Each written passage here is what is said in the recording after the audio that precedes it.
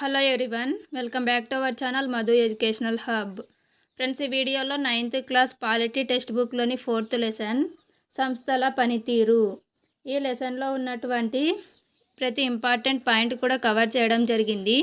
So వీడియోని skip చేయకండి. Video కనుక మీకు నచ్చితే తప్పకుండా లైక్ చేయండి, షేర్ చేయండి, సబ్స్క్రైబ్ చేయండి. వెనుకబడిన తరగతుల కమిషన్ గురించి ఇప్పుడు మనం డిస్కస్ చేద్దాం. భారత ప్రభుత్వం 1979లో రెండవ వెనుకబడిన తరగతుల కమిషన్ను నియమించింది. దీనికి అధ్యక్షుడు బీపీ మండల్. అందుకనే ఈ కమిషన్ని బీపీ మండల్ కమిషన్ అని కూడా పిలుస్తారు. రెండవ వెనుకబడిన తరగతుల కమిషన్ను 1979లో నియమించారు. దీని యొక్క అధ్యక్షుడు బీపీ మండల్. ఈ కమిషన్ సారాంశం ఏమిటి అంటే, భారతదేశంలో సామాజిక విద్యాపరంగా వెనుకబడిన తరగతులను గుర్తించడానికి సరైన ప్రామాణికాలను నిర్ణయించి వారి అభ్యున్నతికి చర్యలు తీసుకోవడానికి, ఇండియాలో సామాజికంగా కానీ విద్యాపరంగా వెనుకబడిన వారిని గుర్తించి వారి అభ్యున్నతికి చర్యలు తీసుకోవడమే ఈ కమిషన్ యొక్క ముఖ్య ఉద్దేశం.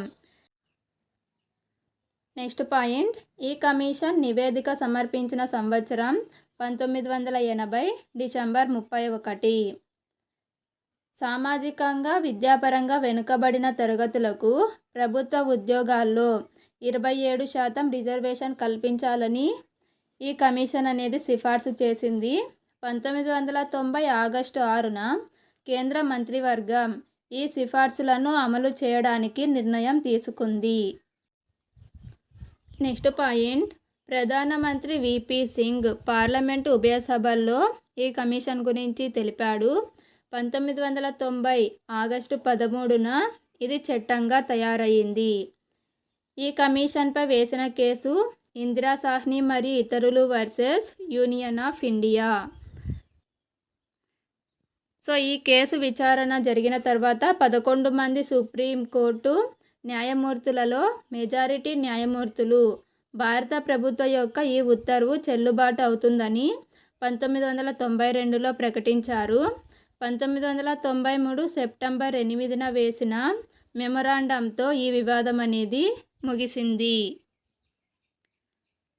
రాష్ట్రపతి దేశం మొత్తానికి అధిపతిగా ఉంటాడు. దేశంలో అత్యున్నత సాధారణ అధికారం ఈయనదే. ప్రధానమంత్రి ప్రభుత్వానికి అధిపతిగా ఉంటాడు. ఈయన వాస్తవ అధిపతి. రాష్ట్రపతి ఏమో దేశం మొత్తానికి అధిపతి అయితే ప్రధానమంత్రి ప్రభుత్వానికి అధిపతిగా ఉంటాడు. రాష్ట్రపతి లోక్సభ, రాజ్యసభను పార్లమెంట్ అని పిలుస్తారు. నెక్స్ట్ పాయింట్, సుప్రీంకోర్టు పౌరులకు ప్రభుత్వానికి మధ్య ఏర్పడే వివాదాలను అంతిమంగా పరిష్కరిస్తుంది. ఫ్రెండ్స్, నెక్స్ట్ పాయింట్, పార్లమెంట్ అంటే ఏమిటి, పార్లమెంట్ యొక్క అధికారాల గురించి తెలుసుకుందాం. భారతదేశంలో ఎన్నుకోబడిన ప్రతినిధుల జాతీయ అసెంబ్లీని పార్లమెంట్ అని పిలుస్తారు. రాష్ట్ర స్థాయిలో దీనిని శాసనసభ లేదా చట్టసభ అని పిలుస్తారు. చట్టాలను రూపొందించే అంతిమ అధికారము పార్లమెంటుకు మాత్రమే ఉంటుంది. పార్లమెంటు కొత్త చట్టాలను రూపొందించవచ్చు, అప్పటికే ఉన్న చట్టాలను మార్చవచ్చు, లేదా ఉన్న చట్టాలను రద్దు చేసి వాటి స్థానంలో కొత్త చట్టాలను కూడా రూపొందించవచ్చు. ఈ అధికారం అంతా కూడా పార్లమెంటుకు ఉంటుంది. అంతేకాకుండా ప్రభుత్వాల దగ్గర ఉన్న డబ్బును పార్లమెంట్ అనేది నియంత్రిస్తుంది. పార్లమెంటు ప్రజా సమస్యలు, జాతీయ విధానంపై చర్చకు అత్యున్నత వేదిక. ఏ విషయానికి చెందిన సమాచారాన్ని అయినా పార్లమెంట్ అనేది పొందవచ్చు.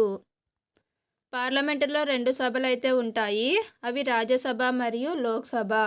రాజ్యసభను ఎగువ సభ అని పిలుస్తారు, కౌన్సిల్ ఆఫ్ స్టేట్స్.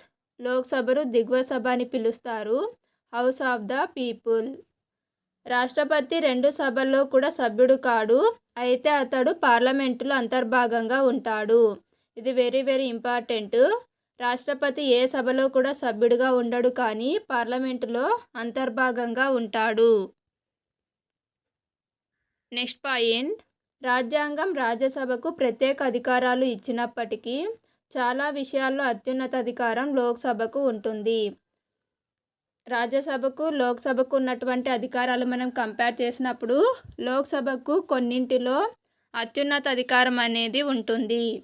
సాధారణ చట్టం అని ఎప్పుడు పిలుస్తాము అంటే, సాధారణ చట్టం చేయబడాలి అంటే అది ఉభయ సభల ఆమోదం పొందాలి.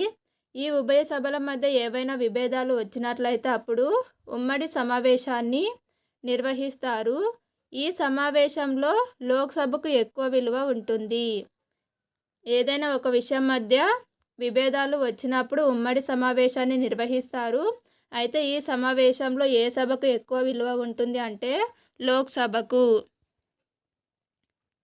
నెక్స్ట్ ద్రవ్య బిల్లు.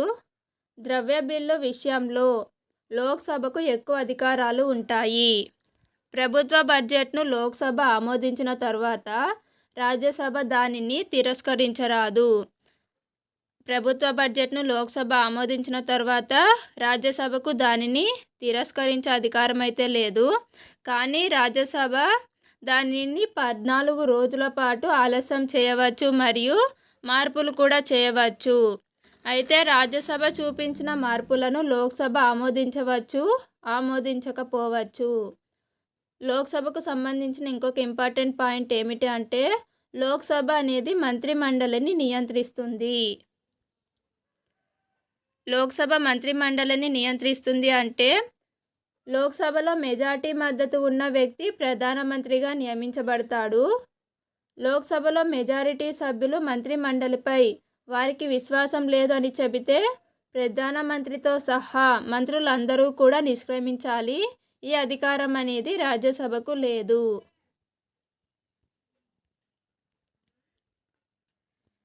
నెక్స్ట్ పాయింట్ 14వ లోక్సభలో ప్రవేశపెట్టిన బిల్లులు. 14వ లోక్సభలో ప్రవేశపెట్టిన బిల్లులు డిసెంబర్ 7, 2004 సంవత్సరం. ఆ బిల్లులు ఏవేవి అంటే మానవ వనరుల అభివృద్ధి మంత్రి జాతీయ మైనారిటీ విద్యా సంస్థ బిల్లు 2004లో ప్రవేశపెట్టారు. నెక్స్ట్ సెక్యూరిటీస్ చట్టాల bill. Next enforcement of security interest, రుణాల రికవరీ చట్టాల బిల్లు. ఈ అన్ని బిల్లులు ఇక్కడ ఇచ్చినటువంటి 3 బిల్లులు కూడా 14వ లోక్సభలో ప్రవేశపెట్టినటువంటి బిల్లులు. కార్యనిర్వాహక వర్గాలు 2 రకాలు. నిర్దిష్ట కాలానికి చెందినవి రాజకీయ నేతలు, శాశ్వత కార్యనిర్వాహక వర్గము ప్రభుత్వ ఉద్యోగులు. పౌర సేవలో పనిచేసే వ్యక్తులను ప్రభుత్వ సివిల్ సేవా అధికారులు అని పిలుస్తారు. పౌర సేవలో పనిచేసే వ్యక్తులను ప్రభుత్వ సివిల్ సేవా అధికారులు అని అంటారు. మంత్రి ప్రజలచే ఎన్నుకోబడినటువంటి ప్రతినిధి. నెక్స్ట్ ప్రధానమంత్రి మంత్రిమండలి గురించి డిస్కస్ చేద్దాం. దేశంలో అత్యంత ముఖ్యమైన రాజకీయవేత్త ప్రధానమంత్రి. మన దేశంలో అత్యంత ముఖ్యమైన రాజకీయవేత్త ప్రధానమంత్రి. అయితే ఈయనని డైరెక్ట్గా మనం ఎన్నుకోము. సో ప్రధానమంత్రి ఎన్నిక అనేది పరోక్ష ఎన్నిక. ప్రధానమంత్రిని రాష్ట్రపతి నియమిస్తాడు. ప్రధానమంత్రిని ఎవరు నియమిస్తారు అంటే రాష్ట్రపతి. రాష్ట్రపతి ఏ విధంగా ప్రధానమంత్రిని నియమిస్తాడు అంటే మెజారిటీ పార్టీ లేదా లోక్సభలో మెజారిటీ ఉన్న పార్టీల కూటమి నాయకుడిని ప్రధానమంత్రిగా రాష్ట్రపతి నియమిస్తాడు. ప్రధానమంత్రికి నిర్ణీత పదవీ కాలం అనేది లేదు. మంత్రికి నిర్ణీత పదవీ కాలం అనేది లేదు. ఈయన సలహా మేరకు రాష్ట్రపతి ఇతర మంత్రులను నియమిస్తారు. ప్రధానమంత్రి సలహా మేరకు మాత్రమే రాష్ట్రపతి ఇతర మంత్రులను కూడా నియమిస్తాడు. పార్లమెంటు సభ్యుడు కాని వ్యక్తిని కూడా మంత్రిగా చేయవచ్చు. అయితే మంత్రిగా నియమితులైన వారు 6 నెలల్లోగా పార్లమెంటు ఉభయ సభల్లో ఏదో ఒకదానికి ఎన్నిక కావాల్సి ఉంటుంది. మంత్రులందరి కూటమిని మంత్రిమండలి అంటాము. మంత్రిమండలి అంటే మంత్రులందరి యొక్క కూటమి. ఇందులో దాదాపు 60 నుంచి 80 మంది మంత్రులు అయితే ఉంటారు. నెక్స్ట్ క్యాబినెట్ మంత్రులు. క్యాబినెట్ మంత్రులు అంటే అధికార పార్టీ లేదా పార్టీల ప్రధాన మంత్రిత్వ శాఖలకు బాధ్యత వహించే ఉన్నత స్థాయి నాయకులని క్యాబినెట్ మంత్రులు అంటారు. క్యాబినెట్ అనేది మంత్రిమండలి యొక్క లోపలి వలయం. ఇందులో దాదాపు 25 మంది మంత్రులు ఉంటారు. క్యాబినెట్లో ఉండే మంత్రులు 25 మంది. నెక్స్ట్ సహాయ మంత్రులు. సహాయ మంత్రులు అంటే ప్రత్యేకంగా ఆహ్వానించినప్పుడు వీరు క్యాబినెట్ సమావేశాల్లో పాల్గొంటారు. పార్లమెంటరీ ప్రజాస్వామ్యాన్ని క్యాబినెట్ తరహా ప్రభుత్వం అని పిలుస్తారు. పార్లమెంటరీ ప్రజాస్వామ్యాన్ని క్యాబినెట్ తరహా ప్రభుత్వం అని పిలుస్తారు. నెక్స్ట్ ప్రధానమంత్రి యొక్క అధికారాలను గురించి ఇప్పుడు డిస్కస్ చేద్దాం. ప్రధానమంత్రి అధికారాలను రాజ్యాంగం అనేది ప్రస్తావించలేదు. ప్రధానమంత్రి అధికారాలు రాజ్యాంగం ప్రస్తావించలేదు. ప్రభుత్వాధినేతగా ప్రధానమంత్రికి విస్తృత అధికారాలు అయితే ఉన్నాయి. శాఖల మధ్య విభేదాలు తలెత్తితే అంతిమ నిర్ణయాలు తీసుకునేది ప్రధానమంత్రి. మంత్రిత్వ శాఖల మధ్య విభేదాలు తలెత్తినప్పుడు అంతిమంగా నిర్ణయం తీసుకునేది ఎవరు అంటే ప్రధానమంత్రి. క్యాబినెట్ సమావేశాలకు అధ్యక్షత వహించేది కూడా ప్రధానమంత్రియే. మంత్రిని తొలగించే అధికారం ఉంది. ప్రధానమంత్రికి మంత్రులను తొలగించే అధికారం అయితే ఉంది. ఒకవేళ ప్రధానమంత్రి గన రాజీనామా చేస్తే మంత్రివర్గం మొత్తం నిష్క్రమించాల్సి వస్తుంది. ప్రధానమంత్రి రాజీనామా చేసినప్పుడు అక్కడ ఉన్నటువంటి మంత్రులందరూ కూడా అక్కడి నుంచి వెళ్ళిపోవాల్సి ఉంటుంది. భారతదేశానికి మొట్టమొదటి ప్రధాని జవహర్లాల్ నెహ్రూ. ఇవి ప్రధానమంత్రి యొక్క అధికారాలు. నెక్స్ట్ రాష్ట్రపతి గురించి తెలుసుకుందాం. దేశాధినేత. దేశాధినేత రాష్ట్రపతి. ఈయనకు నామమాత్రపు అధికారాలు అయితే ఉంటాయి. బ్రిటన్ రాణికి ఉన్న అధికారాలు మన దేశంలో రాష్ట్రపతికి ఉంటాయి. రాష్ట్రపతి నేరుగా ప్రజల చేత ఎన్నుకోబడరు. సో ఇది కూడా పరోక్ష ఎన్నికే. రాష్ట్రపతిని ఎవరు ఎన్నుకుంటారు అంటే ఎమ్మెల్యేలు మరియు ఎంపీలు. ప్రభుత్వ కార్యకలాపాలన్నీ కూడా రాష్ట్రపతి పేరు మీదనే జరుగుతాయి. భారత ప్రధాన న్యాయమూర్తిని, సుప్రీంకోర్టు, అంతేకాకుండా రాష్ట్రాల హైకోర్టుల న్యాయమూర్తులను, రాష్ట్రాల గవర్నర్లను, ఎన్నికల కమిషనర్లను, దేశాల రాయబారులను రాష్ట్రపతి నియమిస్తాడు. అంతర్జాతీయ సంధులు, ఒప్పందాలు అన్నీ కూడా రాష్ట్రపతి పేరు మీదుగా జరుగుతాయి. భారత రక్షణ దళాలకు సుప్రీం కమాండర్ రాష్ట్రపతి. భారత రక్షణ దళాలకు సుప్రీం కమాండర్ ఎవరు అంటే రాష్ట్రపతి. పార్లమెంట్ ఆమోదించిన బిల్లు రాష్ట్రపతి ఆమోదం పొందిన తర్వాత మాత్రమే చట్టంగా మారుతుంది. ఒక బిల్లును రాష్ట్రపతి కొంతకాలం ఆలస్యం చేయవచ్చు, పునర్విచారణ కోసం తిరిగి పంపవచ్చు. పార్లమెంటు మళ్ళీ ఆ బిల్లును ఆమోదిస్తే తప్పకుండా రాష్ట్రపతి సంతకం చేయాల్సి ఉంటుంది. ఒక బిల్లుకు సంబంధించి రాష్ట్రపతి కొంతకాలం ఆలస్యం చేయవచ్చు. ఆ బిల్లుకు సంబంధించి పునర్విచారణ చేయమని కూడా తిరిగి పంపవచ్చు. అయితే పార్లమెంటు దానిని ఆమోదించి సెకండ్ టైం కూడా ఆమోదిస్తే అప్పుడు తప్పకుండా రాష్ట్రపతి సంతకం చేయవలసి ఉంటుంది. నెక్స్ట్ అమెరికా అధ్యక్షుడికి సంబంధించిన కొన్ని ఇంపార్టెంట్ పాయింట్స్ అయితే ఇక్కడ డిస్కస్ చేద్దాం. అమెరికా అధ్యక్షుడు దేశానికి, ప్రభుత్వానికి అధిపతిగా ఉంటాడు.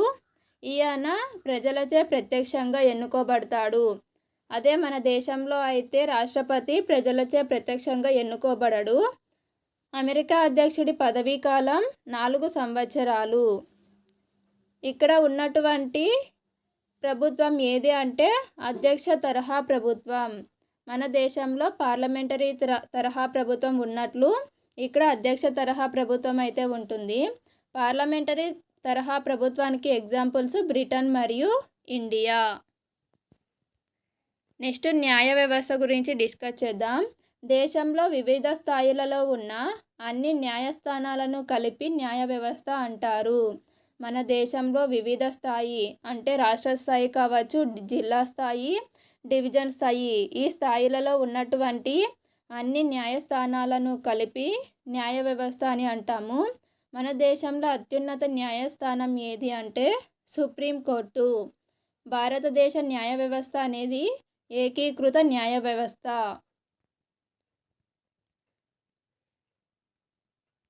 భారత న్యాయ వ్యవస్థ అనేది 3 శాఖలుగా ఉంటుంది. అది రాష్ట్రాలలో, జిల్లాలలో, స్థానిక స్థాయిలలో. రాష్ట్రాలలో హైకోర్టులు ఉంటాయి, జిల్లా స్థాయిలో జిల్లా కోర్టులు ఉంటాయి, స్థానిక స్థాయిలలో స్థానిక కోర్టులు అనేవి ఉంటాయి. ఫ్రెండ్స్, ఇప్పుడు మన దేశంలో అత్యున్నత న్యాయస్థానం అయినటువంటి సుప్రీంకోర్టు, ఆ సుప్రీంకోర్టు యొక్క అధికారాలను గురించి తెలుసుకుందాం. దేశంలోని న్యాయ పరిపాలనను సుప్రీంకోర్టు నియంత్రిస్తుంది. సుప్రీంకోర్టు ఏ ఏ వివాదాలను పరిష్కరిస్తుంది అంటే దేశ పౌరులు ప్రభుత్వానికి మధ్య, 2 లేదా అంతకంటే ఎక్కువ రాష్ట్రాల మధ్య ఉన్న వివాదాలు, కేంద్ర రాష్ట్ర స్థాయిలలో ప్రభుత్వాల మధ్య ఉన్న వివాదాలు, సివిల్ క్రిమినల్ కేసుల విచారణకు సుప్రీంకోర్టు అనేది అత్యున్నత న్యాయస్థానం. హైకోర్టు నిర్ణయాలపై అప్పీళ్లను విచారిస్తుంది. న్యాయ వ్యవస్థ స్వతంత్రమైనది. సుప్రీంకోర్టు ప్రధాన న్యాయమూర్తిని సంప్రదించి ప్రధానమంత్రి సలహా మేరకు రాష్ట్రపతి సుప్రీంకోర్టు, హైకోర్టు న్యాయమూర్తులను నియమిస్తాడు. ఇదివరకు చెప్పుకున్నట్లు రాష్ట్రపతి సుప్రీంకోర్టు, హైకోర్టు న్యాయమూర్తులను ఏ విధంగా నియమిస్తాడు అంటే సుప్రీంకోర్టు ప్రధాన న్యాయమూర్తిని రాష్ట్రపతి సంప్రదించి తర్వాత ప్రధానమంత్రి సలహా మేరకు సుప్రీంకోర్టు మరియు హైకోర్టు న్యాయమూర్తులను నియమిస్తారు. సుప్రీంకోర్టు న్యాయమూర్తులను తొలగించే విధానాన్ని అభిశంసన తీర్మానం అని పిలుస్తాము. ఈ అభిశంసన తీర్మానానికి పార్లమెంటు ఉభయ సభలలో 3/2 సభ్యుల ఆమోదమైతే ఉండాలి. ఇది వెరీ ఇంపార్టెంట్. సుప్రీంకోర్టు న్యాయమూర్తులను తొలగించే విధానాన్ని ఏమంటాము? అభిశంసన తీర్మానము. ఈ తీర్మానంలో పార్లమెంటు ఉభయ సభలలో ఎన్ని వంతుల సభ్యుల ఆమోదం ఉండాలి అంటే 3/2 సభ్యుల యొక్క ఆమోదం. రాజ్యాంగాన్ని వ్యాఖ్యానించే అధికారం సుప్రీంకోర్టు మరియు హైకోర్టులకు ఉంది. నెక్స్ట్ న్యాయ సమీక్ష. న్యాయ సమీక్ష అంటే ఇప్పుడు తెలుసుకుందాం. కేంద్ర రాష్ట్ర స్థాయిలలో శాసన నిర్మాణ శాఖ యొక్క ఏదైనా చట్టం లేదా కార్యనిర్వాహక శాఖ యొక్క ఏవైనా చర్యలు రాజ్యాంగ వ్యతిరేకమని భావిస్తే వాటిని చెల్లనివిగా ప్రకటించవచ్చు. సుప్రీంకోర్టుకు ఉన్నటువంటి మరొక అధికారం ఏమి అంటే న్యాయ సమీక్ష అధికారం. ఈ అధికారం ప్రకారం కేంద్ర రాష్ట్ర స్థాయిలలో శాసన నిర్మాణ శాఖ యొక్క ఏదైనా చట్టం లేదా కార్యనిర్వాహక శాఖ యొక్క ఏవైనా చర్యలు రాజ్యాంగానికి విరుద్ధమని భావిస్తే అవి చెల్లవు అని సుప్రీంకోర్టు చెప్పవచ్చు. రాజ్యాంగంలోని మౌలిక లేదా ప్రాథమిక సూత్రాలను మార్చే హక్కు పార్లమెంటుకు లేదు. రాష్ట్రపతి రామ్నాథ్ కోవింద్ ప్రమాణ స్వీకారం చేసిన సంవత్సరం 2017 జూలై 25 న్యూఢిల్లీలో చేశారు. ఈ ప్రమాణ స్వీకారం చేయించిన సుప్రీంకోర్టు ప్రధాన న్యాయమూర్తి ఎవరు అంటే జేఎస్ కెహార్. సుప్రీంకోర్టు ప్రధాన న్యాయమూర్తి రాష్ట్రపతిని ప్రమాణ స్వీకారం చేయిస్తారు. ఫ్రెండ్స్, వీడియో కనుక మీకు నచ్చినట్లయితే తప్పకుండా లైక్ చేయండి, షేర్ చేయండి, సబ్స్క్రైబ్ చేయండి. Thank you for watching.